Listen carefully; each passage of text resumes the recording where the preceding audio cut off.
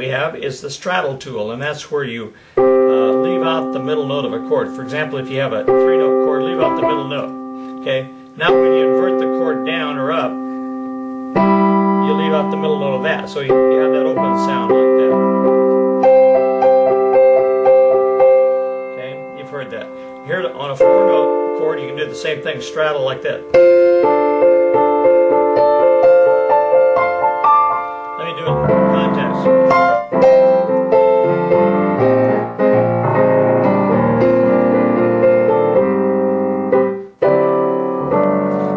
That's called a straddle. Another technique, another tool is the blue scale, which is made up of the flat third, the flat fifth, and the flat seventh. And you can put that together like this.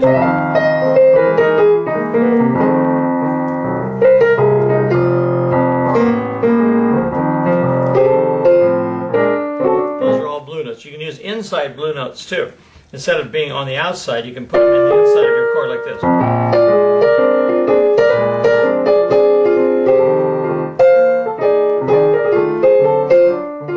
See that?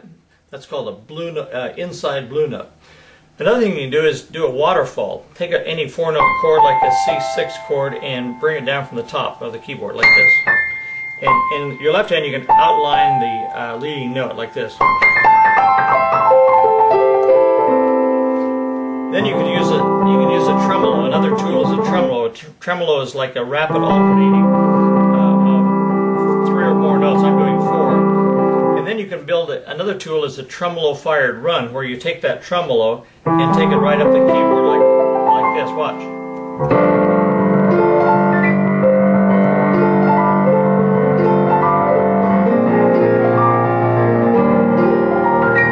You see that? You get it going with the tremolo, and you take it up the keyboard by passing your thumb under like that. And of course, that takes a lot of practice to do. In addition to the materials and the tools, you have to put in the labor, okay? And the labor is called rehearsal or practice, but at the same time, it's a lot of fun and it's very, very rewarding. Another kind of tool that you have are half-step slides, and they sound like this. Let's say you're playing along.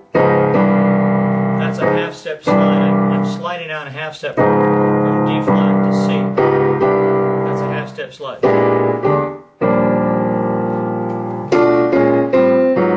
Listen to this.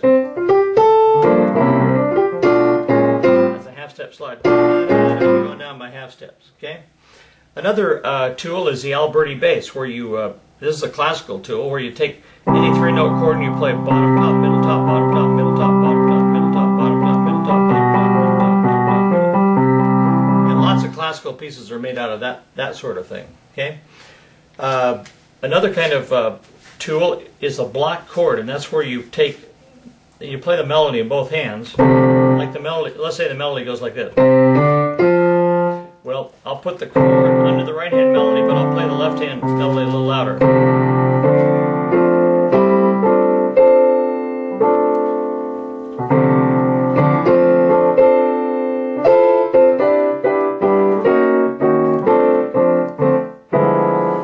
And there's another kind of block chord where you spread your hands like this. Okay, I'll show you.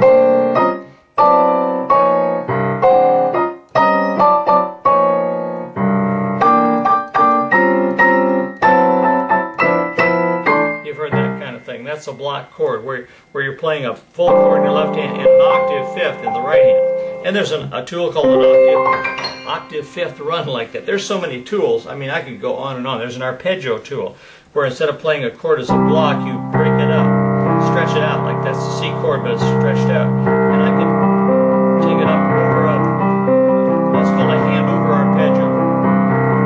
And that can be done on any chord at all. Well, I've probably gone too long already, but I just want to give you a little preview of all the tools, the exciting tools that are available to you as a piano player.